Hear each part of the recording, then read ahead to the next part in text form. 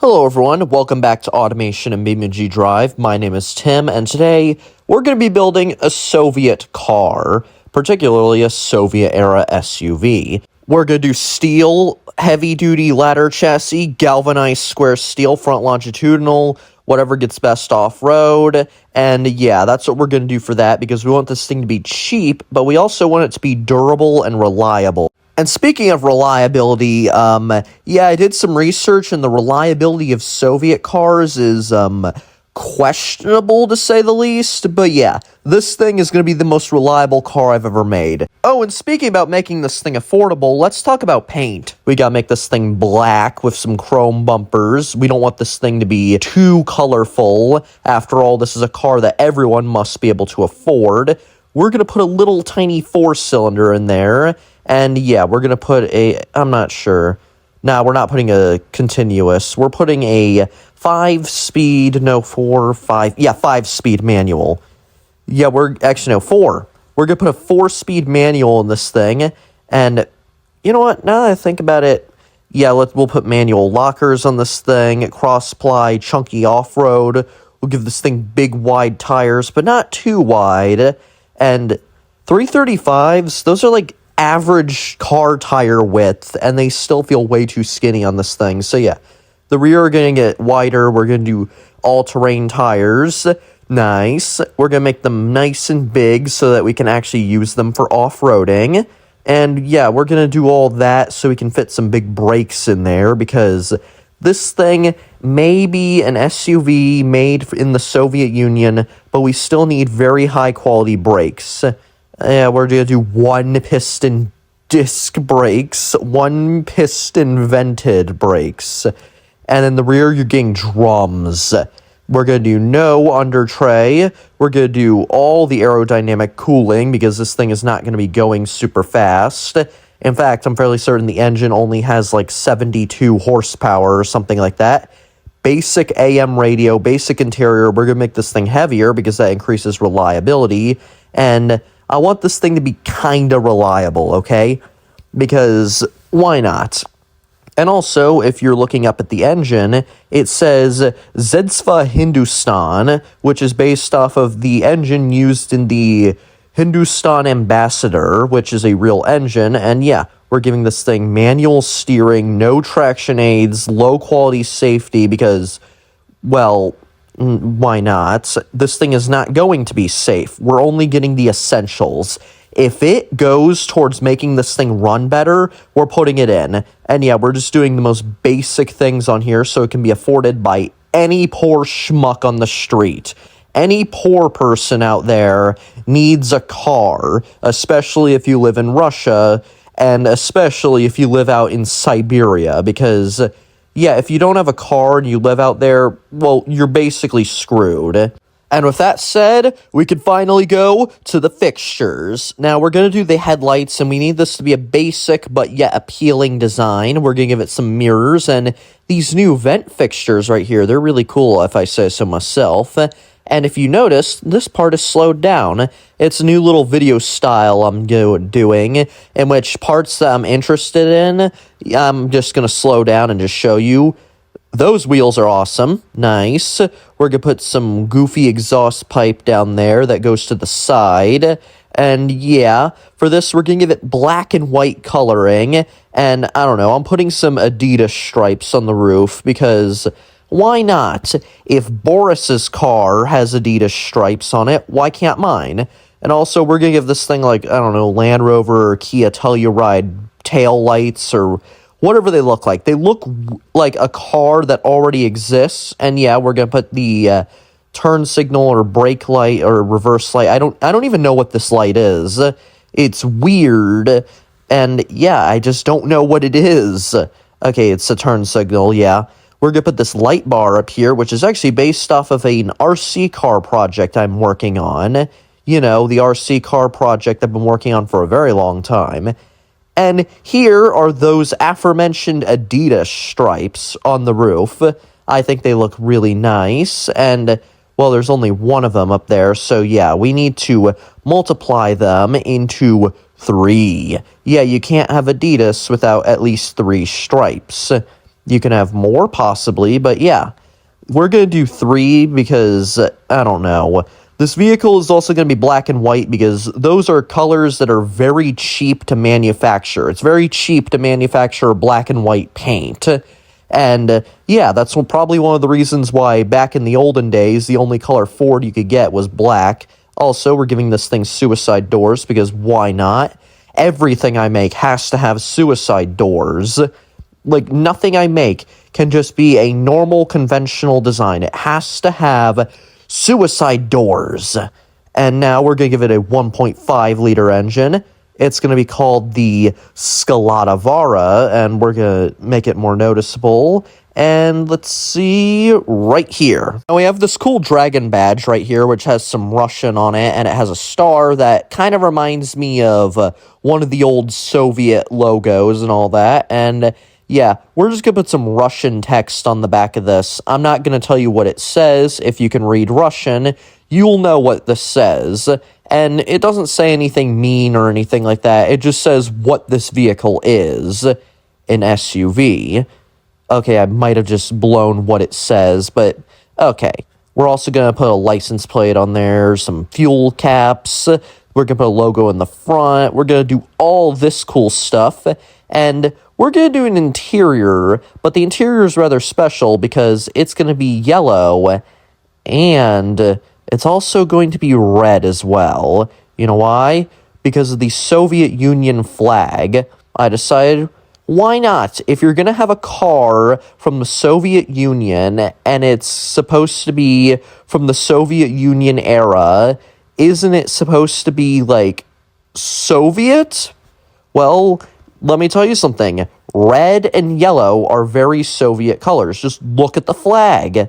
That is my thinking behind this, and the interior is also going to have some wood in here because, well, Siberia exists and they have lots of trees, so I'm going to take a guess that that wood is probably something that's very plentiful, and yeah. We're also just making the interior like this because it's really nice. It's basically a big ol' empty space in the back like a van. And the seats right here, they're going to be very special because they're going to be yellow. Yep, that's right, yellow seats. I think they're going to look really cool. And yeah, we're going to give them some special stitching on the side. I don't know what it's going to be made out of yet. I'm thinking about that. It's going to be made of gold. Now, we're going to try and put some seats in the back. While making the car, I was having a few issues with putting seats back there. They kept not working, and the car was, like, glitching out for some reason. But this is also my first car from the Alrilma update, and look at this thing. Just look at it. It's absolutely beautiful, if I say so myself. And now, let's go to BeamNG Drive! 3, 2, 1, let's go! Yeah, this thing is not fast at all. Also, I forgot to mention, this thing takes like this thing takes like 18 seconds to hit 60 miles per hour. And on the inside, I sped up the footage a little because, well, to make it a little less agonizing, because seriously, this is dreadful. Driving this thing, trying to get to highway speeds is dreadful. And then, the moment you actually reach it, you have a turn. It's horrible. According to Automation and BeamNG Drive, this thing's top speed is 92 miles per hour. So, yeah, you can get pulled over for speeding and all that, but not crazy speeding. 92 is pretty fast, but not crazy fast. And, yeah, this thing, I don't know why it's so slow around the corners. It's making me upset. This thing just makes me upset. It's so utterly slow. Why is this thing struggling to accelerate at all? Okay, this thing has no traction control, so of course it's going to drift on the corners if you go too fast. So yeah, that's why I need to slow down so much. And yeah, I do enjoy doing the longer loops on the Hirochi Raceway, but the shorter loops I feel like are a lot quicker and more convenient. I wanted to do the longer loop because, well, this thing is a lot more reliable than any of my other cars. In fact, I designed it to be as reliable as humanly possible because this thing is supposed to be cheap, and it's also supposed to be reliable because, let's say you're in, like, this random town in the middle of Siberia. You're a couple hundred miles away from the nearest repair shop, and you cannot have your car break down. You can't. It's a literal life or death situation. So yeah, if you're out there, you want something that's dependable, something that can be relied on, and we're finished. We're finished, and okay, 2 minutes and 30 seconds. It's not actually too bad. Right now, we're at the drag strip, and we're taking our Skalatavara down the drag strip right now, getting it boosted up, seeing how it does, and let's go! Okay. Yeah, that was a very underwhelming start, but hopefully, and I do mean hopefully we can do like a sub 20 second, which I have a feeling is probably not going to happen, because it's still so far away, and we have like 3 seconds left. 2, 1. We failed our goal. We got 22.6. And now, this right here is a new vehicle I made. I like to call it the Skalatavara GT.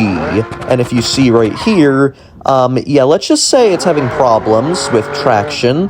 The transmission in this thing, literally everything in this thing is the exact same except for the engine. The engine in question is, of course, the DNAS V12, but it's tuned to 900 horsepower in this thing, because I thought, why not?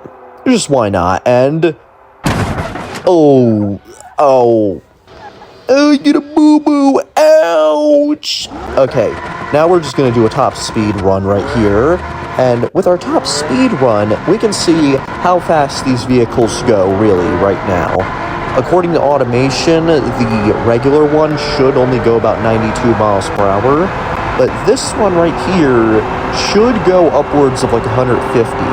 I'm not entirely sure how fast it's gonna go, but let's just say, yeah, it's probably gonna pass, yeah, it just passed the 150 mark. I don't actually know how fast this one's supposed to go. I know that the other one is nowhere near as fast because, you know, the whole 72 horsepower engine thing. Yeah, that. Oh my, we're not even at 90. Wow. We're not even at 90. This is sad. Please, hurry up. Okay, this one's already at 163 right now, which, yeah, it does not 164. That might be this thing's top speed. I don't know if it's going to go any faster. And, yeah, it doesn't look like it. 92 miles per hour. No, 93. Okay, we're going fast. And, well, 165 miles per hour. Well, that's absolutely nothing to scoff at, especially in a vehicle with the aerodynamics of a refrigerator. Yeah, that's nothing to scoff at. And for an off-road vehicle, that's also pretty good. And you know what? With that said, I think that we should start slowing down. We should start slowing down and wait for our slower younger brother, no, slower older brother to catch up with us. Our slower, cheaper, more fuel efficient, overall more drivable older brother to catch up. Anyway, we're just gonna wait real calmly while I try to get this thing to stop, which is actually a surprisingly big challenge. I'd rather drive the smaller car. No, I'd rather drive the other car, which, you know, is slower and older. And as you can see right here, we have a little friend coming towards us, and yeah, let's just say that was catastrophic. And now we're in Italy. Now, as you can see right here, we're just going down the stairs. A wheel fell off because, of course it did, because this thing is built with some high-quality parts and some low-quality parts. They're just mixed throughout the whole vehicle. Like, I don't know, the lug nuts used are made out of, like, paper mache or something like that. And since we're driving down the streets of Italy, something I want to say is this vehicle was not designed for Italy. This vehicle was designed for, like, the wilderness and, like, the middle of nowhere. It was not designed to be driven down tiny streets in which, you know, the Lunatic Lagonda, something like that car, is a more reasonable size.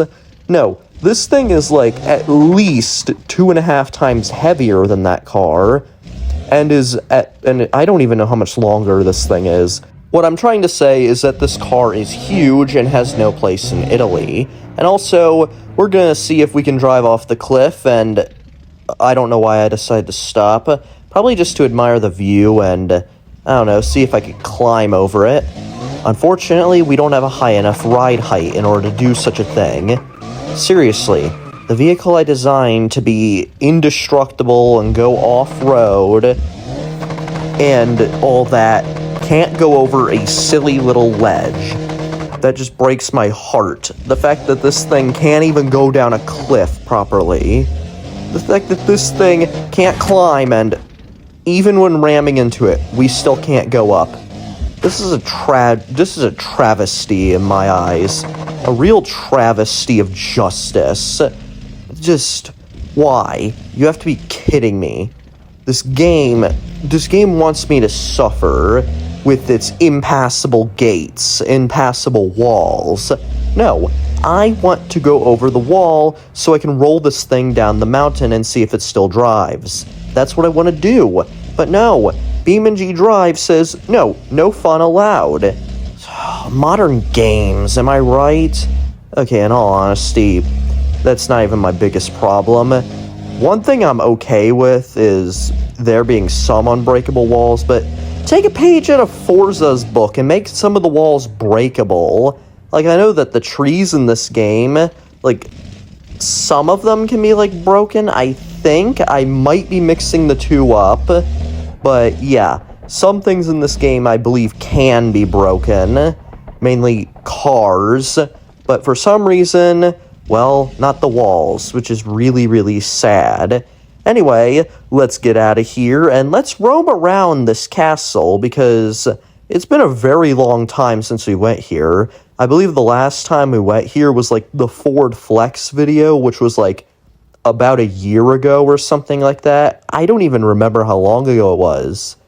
And yeah, right now we're on the wall, walking to our death, right on the edge. We can either fall into the castle onto, like, some paved stone, or we can fall out of the castle onto some jagged stone foundation, in which we'll die a gruesome death and then fall into the street to get hit by, like, a Fiat 500 or a Fiat Panda or something like that.